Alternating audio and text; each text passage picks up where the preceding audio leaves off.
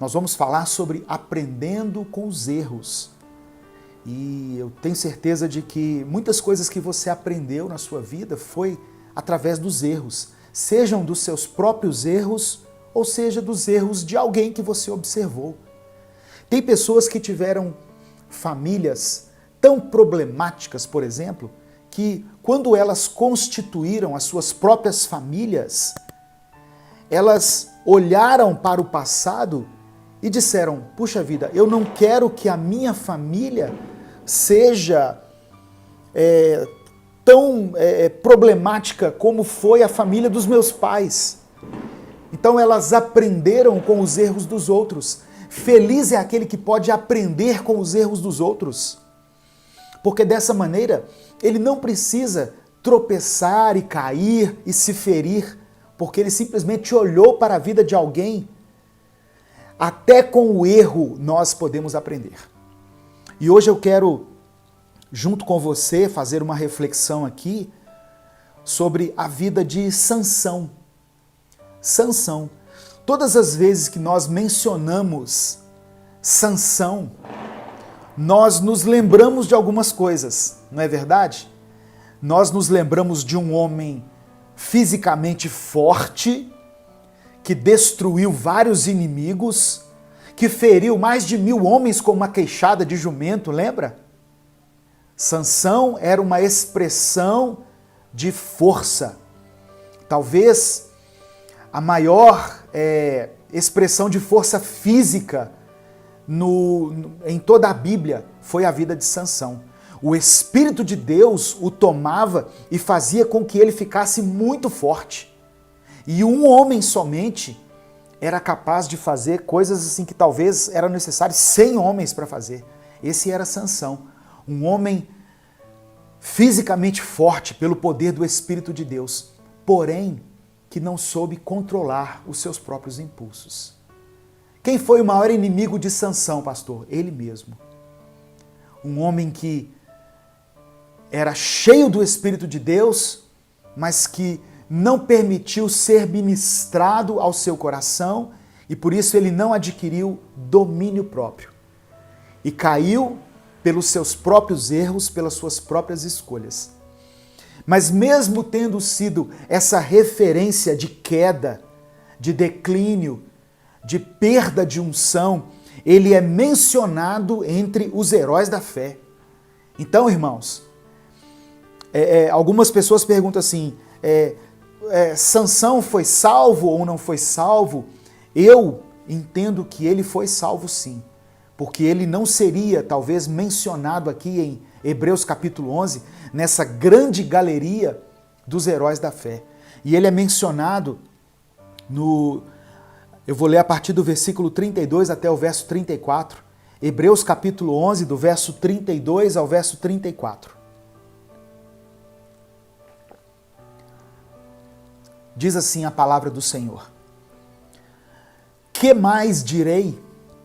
Não tenho tempo para falar de Gideão, Baraque, Sansão, Jefté, Davi, Samuel e os profetas, porque aqui ele já tinha falado de vários outros heróis da fé, principalmente de Abraão, ele falou várias vezes aqui. Verso 33, os quais pela fé conquistaram reinos, praticaram a justiça, alcançaram o cumprimento das promessas, fecharam a boca de leões, apagaram o poder do fogo e escaparam do fio da espada. Da fraqueza tiraram força. Aqui pode ser Sansão. Da fraqueza tiraram força. Tornaram-se poderosos na batalha e puseram em fuga exércitos estrangeiros. Amém? Eu quero falar um pouquinho sobre a vida deste homem, Sansão. Aprendendo com os erros de Sansão.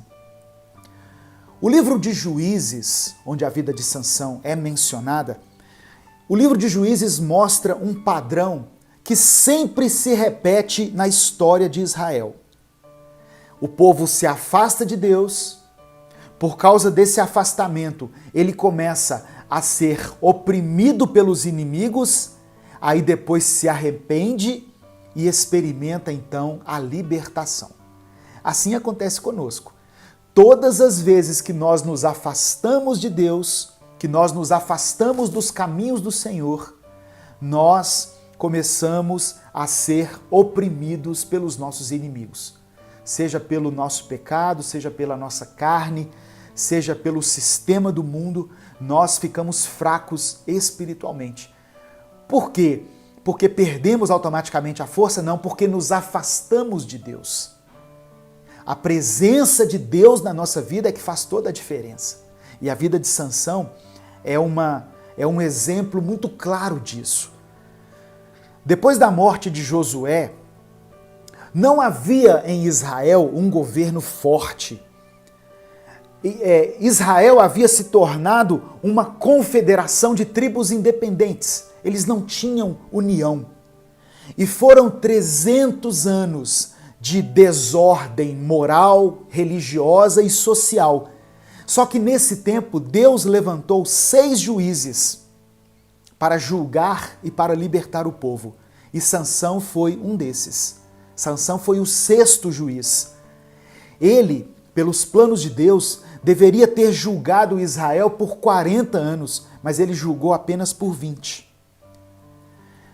O texto que fala do nascimento de Sansão está em Juízes capítulo 13, no verso 24 e 25, que diz assim: A mulher deu à luz um menino e pôs-lhe o nome de Sansão. Ele cresceu e o Senhor o abençoou. E o Espírito do Senhor começou a agir nele quando ele se achava em Maané-Dan, entre Zorá e Estaol. A mãe dele era estéril. É uma história que se repete muito na Bíblia, né? Um casal que não podia ter filhos, de repente recebe uma visita de um anjo e o anjo diz: olha, você vai ter um menino e esse menino será consagrado desde o ventre. Sansão, irmãos, desde o seu ventre, assim como Samuel, Sansão foi consagrado a Deus. E ele teve o voto de nazireu.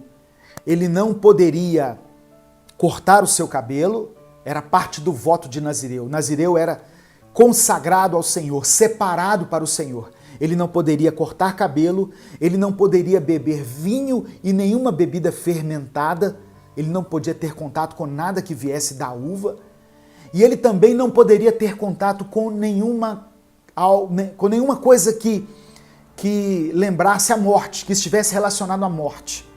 Sansão não poderia ter contato com nada de defunto, com nada que... por isso ele não comia carne de nenhum animal morto, ele não se aproximava de nenhum animal morto. Isso fazia parte do voto que a mãe dele fez, o voto do nazireu. Porque Sansão, ele havia sido escolhido por Deus para ser um libertador do povo. Ele tinha um chamado, ele tinha um propósito, e por causa disso, para que o chamado se cumprisse, Deus o dotou de grande força física. Através do Espírito Santo, ele foi um homem forte. Só que ele deveria cumprir esses votos. Amém? E eu quero ler também a sequência dessa passagem, que está em Juízes capítulo 14. Juízes 14, do verso 1 ao verso 3, que está escrito assim: Sansão desceu a Tímna e viu ali uma mulher do povo filisteu. Sansão era da tribo de Israel, nazireu, separado por Deus, que não podia se contaminar, mas ele vai na tribo dos filisteus e vê uma mulher. Olha só, nós estamos aqui lendo a palavra de Deus e refletindo na vida desse homem chamado Sansão, para que nós possamos aprender com os erros dele. Porque se nós aprendermos, se nós conseguirmos entender o princípio da queda de Sansão, nós poderemos aplicar isso na nossa vida e evitar algumas coisas. Sansão foi até o povo filisteu, foi na terra dos seus inimigos e ali viu uma mulher. Versículo 2. Quando voltou para casa, disse a seu pai e a sua mãe: vi uma mulher filisteia em Tímina. Consigam essa mulher para ser minha esposa. Ao que ele estava dizendo para os pais dele? Eu saí daqui da tribo de Israel, eu fui lá na tribo dos inimigos e eu vi uma mulher lá. E eu quero me casar com essa mulher. Irmãos, cuidado com aquilo que agrada aos seus olhos. Tem pessoas que passam a sua vida sendo direcionadas, fazendo as suas escolhas, tomando as suas decisões, baseados somente naquilo que agrada aos seus olhos. Sansão foi assim. Ele não olhou o caráter daquela mulher, ele não olhou a vida espiritual dela, ele não vislumbrou o perigo que aquela associação com o inimigo poderia provocar na sua vida espiritual. Ele apenas olhou para o seu próprio desejo, para a sua concupiscência, o seu desejo carnal. E ele mirou naquela mulher e disse: ela me agrada os olhos. Aprendendo com os erros de Sansão. Eu aprendo aqui, sabe o quê? Primeiro que Deus não permite que nada aconteça na nossa vida sem antes nos alertar. Sansão havia tomado uma decisão no seu coração, mas Deus usa pessoas que na vida dele eram figura de autoridade, o pai dele, para alertá-lo em relação a isso. O pai dele diz assim, ou melhor, aqui diz que a sua mãe e seu pai disseram para ele: Sansão, tem tanta moça bonita aqui no meio do nosso arraial e você vai se engraçar com uma moça no meio dos filisteus? Deus usa pessoas para alertar você em relação às decisões importantes que você vai tomar na sua vida.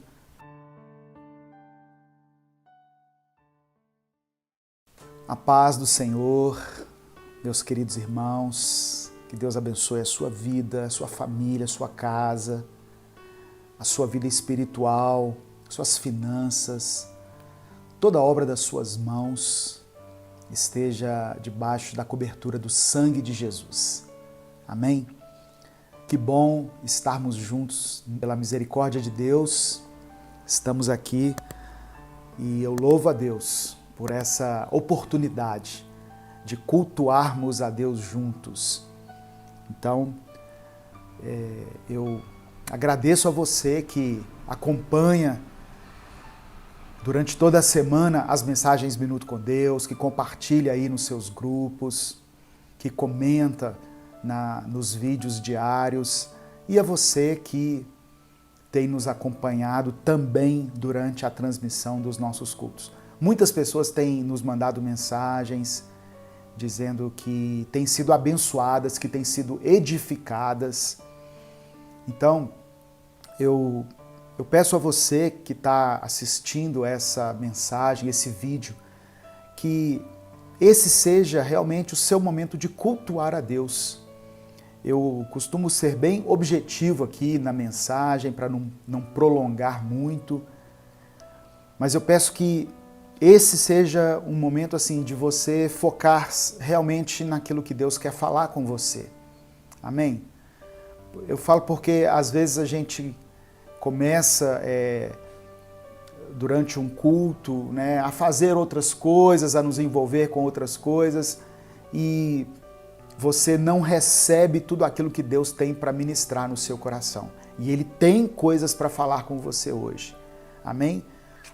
Eu gostaria de ler uma breve reflexão aqui do livro Recomece a Viver. É um livro que está à venda pelo site da editora UP Books, que eu escrevi junto com meu filho Gabriel, e um livro que traz uma mensagem para cada dia do ano. 1 Pedro capítulo 2, versículo 11. 1 Pedro capítulo 2, versículo 11, que diz assim: Queridos amigos, lembrem que vocês são estrangeiros de passagem por este mundo. Peço, portanto, que evitem as paixões carnais que estão sempre em guerra contra a alma. Paixões carnais que estão sempre em guerra contra a alma. Existem algumas situações na nossa vida que parecem ser definitivas. E um momento de tristeza, ou um momento de enfraquecimento, ou de frieza interna, às vezes parece que dura 1000 anos. Esses momentos, eles nos deixam estagnados e nos impedem de enxergarmos a Deus e de ouvirmos a sua voz. E com isso nós acabamos dando mais valor, mais ênfase a esta vida do que a vida eterna. Nós nos esquecemos que somos passageiros, estrangeiros, somos peregrinos aqui neste mundo. Deus quer que nós tenhamos vida e tenhamos em abundância. Porém, Deus está muito mais interessado em como nós vamos passar a eternidade. Deus pode nos dar uma vida confortável, abençoada, um casamento estruturado, uma família equilibrada, tudo isso Ele pode nos dar. Mas o maior interesse de Deus é onde nós iremos passar a eternidade. Os problemas, eles podem nos sufocar e o pecado pode fazer com que nós nos sintamos fracos e incapazes. Isso pode acontecer eventualmente porque nós somos seres humanos, nós somos carne e estamos sujeitos a essas coisas. Porém, o que nós podemos fazer e devemos fazer é entrar para o nosso quarto, fechar a nossa porta, falarmos com Deus, lermos a palavra de Deus, até que a nossa alma se lembre, até que nós tenhamos a plena consciência de que somos peregrinos. Os nossos olhos devem estar não nas coisas deste mundo, dessa terra, mas nas coisas celestiais, nas coisas eternas. Nada do que nós conhecemos hoje, daquilo que nós sentimos e que estamos vendo, vai durar para sempre. Pelo menos não da maneira como nós conhecemos agora. Nós não estaremos aqui para sempre. Amém? Tenha essa consciência. Eu e você, um dia vamos partir desse mundo, dessa terra. As pessoas que nós amamos vão partir. As coisas que nós temos, as coisas materiais, nossa casa, nossa vida, nossa saúde, vão acabar, porque nós não somos dessa terra. Nós somos peregrinos. Mas se a alegria às vezes passa, nós podemos ter a certeza de que a tristeza também um dia vai passar. Nada do que acontece conosco aqui na terra é eterno. Deus quer que nós aprendamos a contar os nossos dias para que nós não nos deixemos dominar pelas paixões carnais e para que nós não vivamos buscando somente pelo nosso próprio conforto. Não que isso seja pecado, procurar ter uma vida melhor, mais confortável, mais abençoada. Não, isso não é pecado. É bom que nós busquemos por essas coisas, mas nunca devemos nos esquecer que a nossa vida não se resume a isso aqui.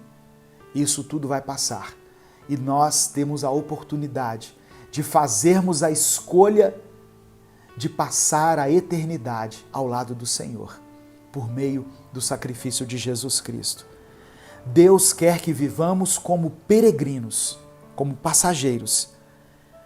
Ainda que tenhamos os nossos pés aqui nessa terra, a nossa mente deve estar sempre em Deus e nas coisas eternas. Amém? Essa é a palavra que eu quero deixar para você, tirada aqui desse livro, Recomece a Viver. E eu quero junto com você fazer essa oração. Se você está chegando agora, eu peço que você se inscreva no nosso canal. Não deixe de se inscrever, isso nos ajuda. Não deixe de ativar as notificações, porque aí todas as vezes que a gente postar um conteúdo novo, você é notificado, você é avisado pelo YouTube. E você não perde nada, que você pode aí ouvir com mais calma, enquanto você faz as suas tarefas diárias, enquanto você faz o seu exercício físico.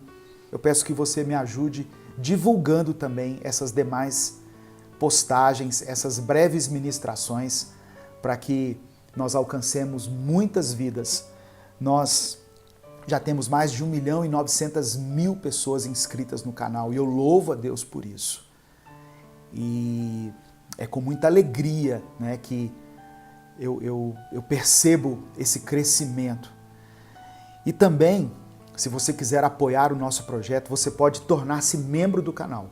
Aí você tem acesso a alguns vídeos exclusivos que nós postamos e você estará também ajudando nas nossas despesas aqui a manter esse projeto. Esse é o nosso momento de oferta aqui nesse culto. Então, fique à vontade, tá?